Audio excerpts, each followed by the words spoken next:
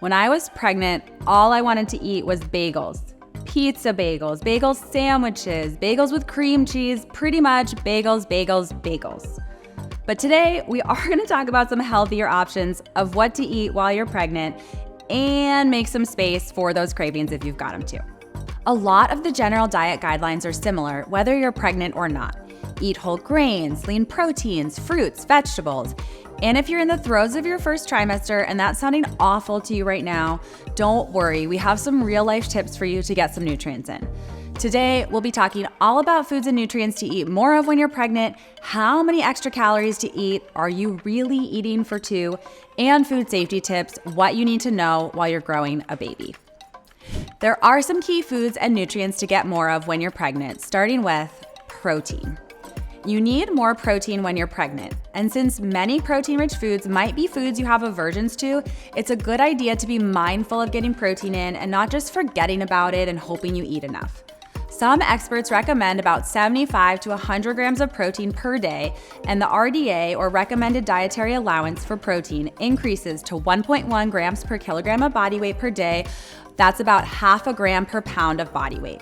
Chicken, meat, fish and seafood, eggs, tofu, Greek yogurt, cottage cheese, nuts and seeds can be great sources of protein. This is a good time to take advantage of some of those sneaky protein-rich recipes.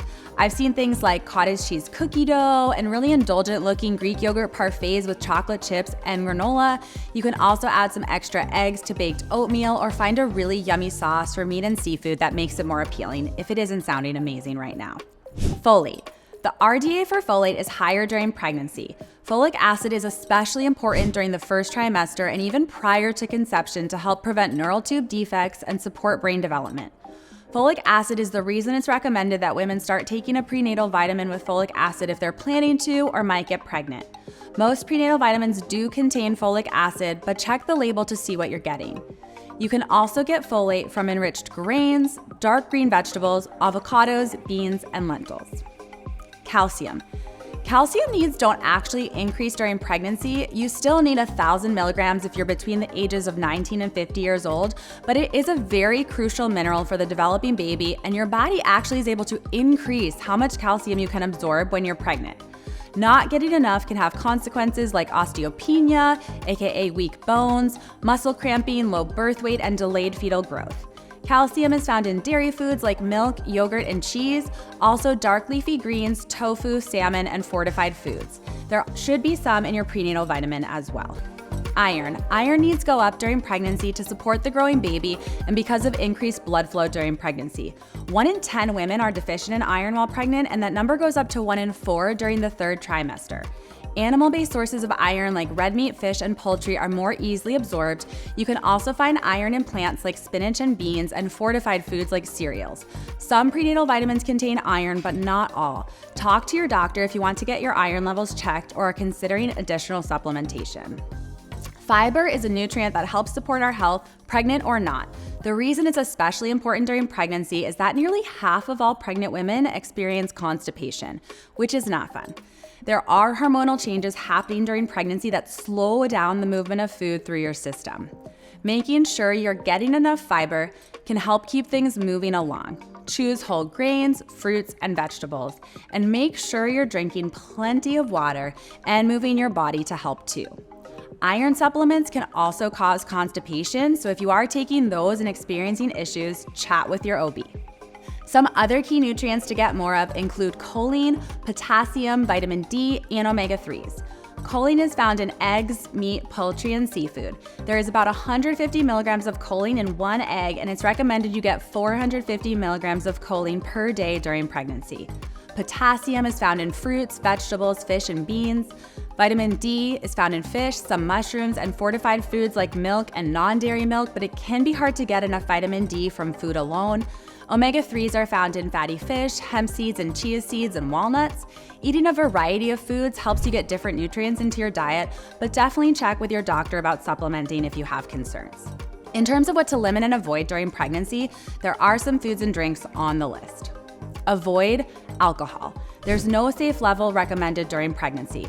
There has been a surge in non-alcoholic drink options available though, so you can order a fun mocktail or try sparkling water with a splash of juice to mix it up. Limit caffeine. You want to keep your caffeine consumption relatively modest with no more than 200 milligrams per day, which is about 2 8-ounce cups of coffee, not jumbo size. Caffeine is also found in tea, chocolate, energy drinks, and some sodas. Eating fish is really important for the baby's brain development, and the guidance around seafood may seem tricky because fish is a great source of protein and omega-3s, but it does contain mercury, and some seafood is higher in mercury than others. It's recommended that you choose 8 to 12 ounces of low mercury seafood per week during pregnancy. Some of the best choices are anchovies, scallops, shrimp, haddock, cod, salmon, and sardines. Food safety is also very important during pregnancy as you're considered higher risk for foodborne illnesses. Deli meats are not advised unless they're heated until steaming, so you can have a panini but not a cold deli sandwich. Other foods on the avoid list for food safety include raw sprouts, unpasteurized juice, raw or unpasteurized milk, raw milk cheeses, undercooked eggs, raw seafood, and uncooked cookie dough or other types of batters. Calories. Let's talk calories and eating for two. I hate to be the bearer of bad news, or maybe you consider it good news, but you're not exactly eating for two when you're pregnant. You are growing a human though, so you do need some more calories. In the first trimester, your calorie needs are about the same as before pregnancy. In the second trimester, they go up by around 340 calories per day, and during the third trimester, you need about 452 additional calories per day. If you typically eat around 2,000 calories, adding an additional 340 to 450 isn't quite doubling your intake, which is why eating for two is a myth. And when you are thinking about adding calories, try to add some nutrition as well. A smoothie made with fruit, nut butter, and milk can deliver some proteins and vitamins, or topping a grain bowl with some avocado delivers healthy fats, antioxidants, and fiber. Obviously, it doesn't always look like that in real life. I remember super intense cravings for salt and vinegar potato chips, which tasted amazing at 7 a.m., a little breakfast appetizer, if you will. So understandably, not every meal and snack is going to be up for health awards, but I'm of the mindset that you need to be flexible and also realistic with yourself. Prenatal vitamins. This is one point in the life cycle where there's almost universal supplement guidance, and that is to take a prenatal vitamin. There is variety amongst the different brands. We do have some more detailed articles on how to choose the best prenatal supplement on healthline.com that we can link below, but definitely chat with your OBGYN about the prenatal you choose. And while prenatal vitamins help fill in nutrient gaps, it's still important to eat nutrient-dense foods throughout your pregnancy. Morning sickness, aka nausea. Unfortunately, many people experience this, and it's not only in the morning. It can make it really tough to keep food down or for food to seem remotely interesting. Smaller, more frequent meals may help. You can also try bland foods like plain potato or broth. Cold foods may be easier to digest, and things like ginger, crackers, lemons, and pretzels might be good options. Hopefully it will pass and you'll be able to tolerate some nutritious options, and you can get a little creative and think outside the box. If cooked vegetables sound terrible, try making a smoothie and adding frozen spinach and fruit. If you're experiencing more than mild morning sickness or it lasts longer than your first trimester, definitely chat with your doctor about other treatment options that may help. Every pregnancy is different. There are going to be different symptoms, cravings, nutritional needs. You are meeting with your OB frequently and can always ask them questions or seek out a prenatal dietitian in your area to chat with. Your diet doesn't have to be perfect during pregnancy, but it does impact your health and the health of your baby.